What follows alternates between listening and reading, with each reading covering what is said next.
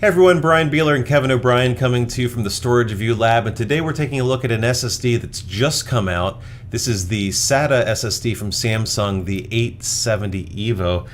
This thing comes on the heels, hot on the heels of the 860 EVO, right?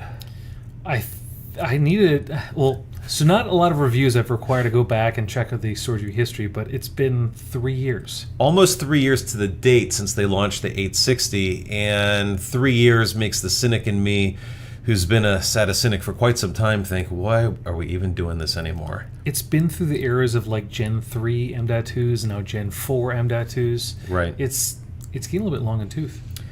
Yeah, SATA is, and it gets us to this sort of uncomfortable position now where there's still SATA SSDs, they're out there, they're generally inexpensive, but to Kevin's point, NVMe has advanced so far in terms of performance that it's not even close, and from a price parity standpoint, it's not that expensive either. Yeah, a big part of the drive cost is the NAND, and it's going to be similar NAND in a SATA device or in a NVMe device. It's just then the controller, maybe the control or the channel layout. I mean, there's certain nuances there that will make up a cost difference, but the biggest component of the drive cost is the NAND itself. The NAND, yeah, you're right. And so at a certain point, you're at a 70% cost basis no matter what, regardless of the interface you put on the drive. Yeah, and it's not even fair when you look at the comparison performance.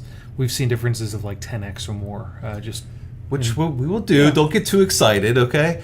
But the other thing with SATA is that there really aren't that many places for it to go anymore. And Samsung obviously sees a market for this driver, else they wouldn't have produced it.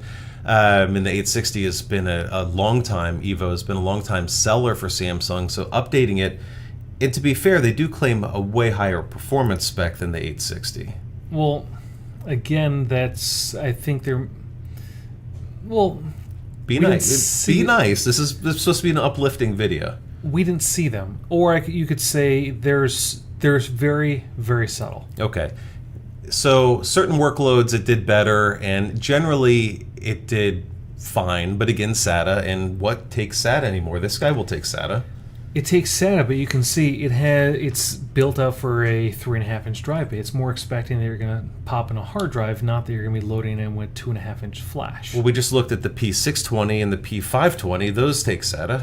Well, as the Instagram and TikTok people notice, our platform has the drive kind of sticking up vertically like a shark fin right at the moment. Which is perfectly normal. Okay, yeah. So there's not a lot of world where SATA remains. I guess in a NAS, in some video production devices, in some systems where you want capacity, where SATA still might have a cost advantage, but the world's getting slimmer, both in terms of the performance, the reasons to not go with a performance drive. They've just gone away. Now when you're looking at, you might want to have performance and as a M.2 and then a really large cost-effective drive using QLC NAND. All right, well, let's take a look at the specs here real quick. We've got both 1 and 4 terabyte models in our review, which is nice to see. SATA 6, 2.5-inch, which is the other thing too, is 2.5 inches even a bit of a stretch anymore. Yeah, and even when you open this drive up, the drive inside is really small, and I think the biggest play for a lot of SATA devices now is the external market, where you can put a very dense drive in a small form factor, and maybe you don't really need the higher performance. Right, there is that for sure. The drive does continue to be part of Samsung's vertically integrated story, which means their controller, their NAND, their firmware. There aren't many that are going to be able to say that a whole lot longer as NAND continues to that market's shrinking. Condense into just a few manufacturers. There's a little bit of DRAM on board that scales with the capacity, like we said, goes up to 4 terabyte. Magician, which we'll take a look at the end, is still, in my view, the best SSD management suite out there. Yeah, we just saw a new one from another vendor that also has their own controllers in different areas. That is nothing compared to Samsung. I mean, the Samsung Magician software is fantastic. Yeah, and it shouldn't really be slept on either. It's the best SSD management application out there, and it's not even close. Yeah, it will look at the drive. You can measure the performance. You can do updates. You can do monitoring. Don't ruin it. We're not there yet. Well, there's a lot of things to look forward to. You're excited about. You did talk about the inside of this. You want to pop that open real quick? Yes, not for the faint of heart and the faint of wallet. It uses special screws, and you need to tear open the sticker to do it. You do have to tear the sticker. I flip back here just as a reminder, there is a 5-year warranty on this drive too, which for a SATA product is nice. That you will definitely void if you tear the drive open. Kevin is disassembled and the giant PCB inside. Now this is the 4 terabyte guy, which uses what, 20% of the space, maybe 25% in there? Yeah, there's not a lot of stuff that you need anymore, and this goes back to also some of the reason why you don't find a capacity less than 250 gig. You're limited by the fewest number of NAND packages or little devices, and at a certain point, your capacity differences, you're going to start paying more for the other components on the board than you would the NAND.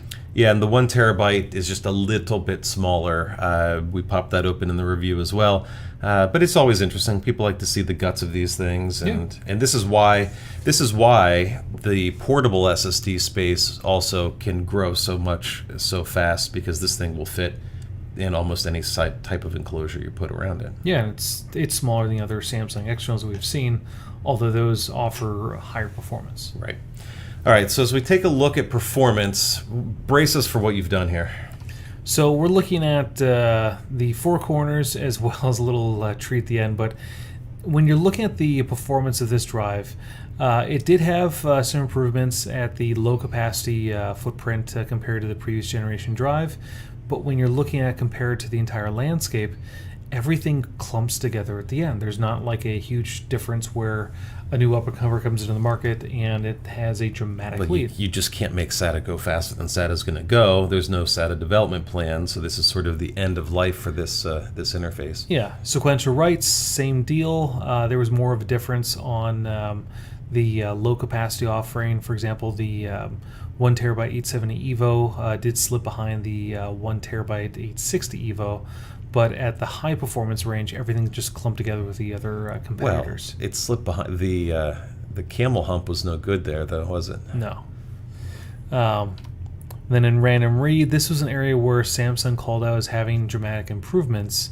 There might be subtle differences here or there, but again, all the drives grouped together, and then additionally, the Seagate was the one that really pulled ahead there. Okay. And then random write, again, not a huge difference. All of the SATA devices start looking very similar. Yeah. Now, this goes into where it doesn't... It's kind of fun looking at... okay, we have a new up-and-comer on the SATA space, and we're looking at the NVMe world. There is only one drive that is in the NVMe space that is worse than this, which... Okay, so we'll just to set it up real quick, when you go to that VDI boot, you've changed the landscape. And yeah, really so we're looking at... Well, we're trying to show how the SATA drive compares to almost generation -1, although some of these drives are still current Gen 3 NVMe drives. Yeah, it's just mainstream drives. Right. So nothing fancy, but similar workloads, just to show the scale of what we're talking about. Yeah, and it's not pretty. You have, the drive offers pretty nice and stable performance, but at the top end, you're looking at what, 30,000 IOPS peak compared to almost 140,000 IOPS. Right. And again, there's only one drive that's slower, which it's... To be fair, that P2 is kind of hot trash. Yeah, it's slow enough where we weren't really sure was it QLC or not. So it's poorly behaved, whatever it is, and yeah, you see the wall where SATA hits, and pretty quickly where NVMe, even a mediocre NVMe drive will dramatically outperform any SATA drive. Yeah, and that goes back to the messaging of where SATA really has a place now. And I mean, shared storage NAS devices, there are areas where it's advantageous, but in a desktop or a notebook, you're going to have... There's more of a reason to go to M.2 for your boot and scratch space, and then even a hard drive for your capacity, because you're not looking like, okay, well, I have 2 terabytes of M.2 storage and a little more that's still in flash. You're probably thinking like, okay, I need like 14 or 16 terabytes to just move off my stuff that's been completed, but maybe not onto a NAS yet. All right. So in terms of performance profile, it's fine for SATA. But I think the point here more is that SATA has really, we thought it reached end of life maybe 2 years ago. It's really It's getting out getting to the edge. A stiff breeze, and that could be it for the SATA interface, and that's fine. I mean, there's no reason, or at least for Flash, there's no reason to reminisce too much on that. We mentioned, though, the other thing that Samsung does really well with is software, and so let's take a peek at their Magician software. Now, we've got a deep dive video on Magician, but in the last round of reviews, we've been taking a little bit deeper dive, and if you like rainbow circles, you're going to like Magician. Yeah, and as you can see, we have two drives. One is the boot drive to this P520, and the other is the 1 terabyte 870 Evo. And I mean, you can actually do a lot in this platform. You can go into drive details. You can do performance benchmarks on the drive, and this helps you try and see if maybe change over provisioning or something, or you just want to see the performance over time. I like this just as a quick shakeout. Am I getting what I'm expected to get on this drive? Maybe as you run updates or put it in the first time. Yeah, although in a SATA device, you're probably going to hit, like, we're no longer in the world of like comparing a 1.5 to 3 to 6.0 SATA device. Well, if you're coming from a hard drive, if you're that poor soul, then you'll be delighted to be able to post these numbers. Yeah, or I could be like, hey, well, let me stuff one of these things in my Lenovo or my IBM/Lenovo T60, which is... Wow. You went back a little bit there. Yeah, it caps out at 150 megs a second, but the difference here would be maybe you're confirming you're operating at Gen 4 speeds over Gen 3 speeds, or a lot of that stuff is shaking out. Not really is your SATA device working as it should, but it's still helpful. You can drill into the diagnostic scans. You can set up over provisioning, and then also optimizations. One thing that is pretty cool, though, you get to drill into the advanced features, so secure erase, PSID revert, the encrypted drive settings. And while the 870 Evo doesn't offer a firmware update yet, the interface allows you to pull in updates, which our little boot drive does have an update. We're not going to click update. Yeah, let's update it while we're doing the video. Yeah, that would not be the best idea. But there are this utility they have is the best out there. We have not. Oh yeah, it's not even close. We've definitely seen the best. something that resembles maybe a college student type project versus a thing that actually looks like it's been assembled with thought and care. And lots of rainbows. Yeah, and the landscape of these utilities is really few and far between for the vendors that still offer them to the ones that have updated them. Didn't we pull up some ones a couple weeks ago and it didn't load or didn't install or did something very poorly? There's some out there that do some really weird things. All right, so there's a bunch of garbage tools out there for SSDs. This is not one of them. That works with all the Samsung drives, so it's not particularly unique outside or inside or within the Samsung portfolio. But it is a great tool and makes any of the Samsung drives a little bit easier to own because of that. I think at the end of the day, we come out on this as it's a SATA drive. All the SATA does pretty much the same thing, and there's not much room left for differentiation.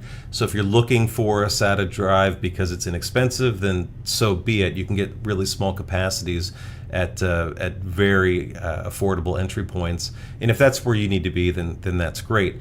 For anyone that can spend just a little bit more, has a modern system that supports NVMe drives, it's night and day. Even a poor mid-range to poor kind of NVMe SSD will be better. Oh yeah, anything will smoke a SATA device these days except for the P2. Yes. So don't buy the P2. But for everyone else, there's lots of options. So definitely check those out, and we appreciate you tuning into this video review. Thanks.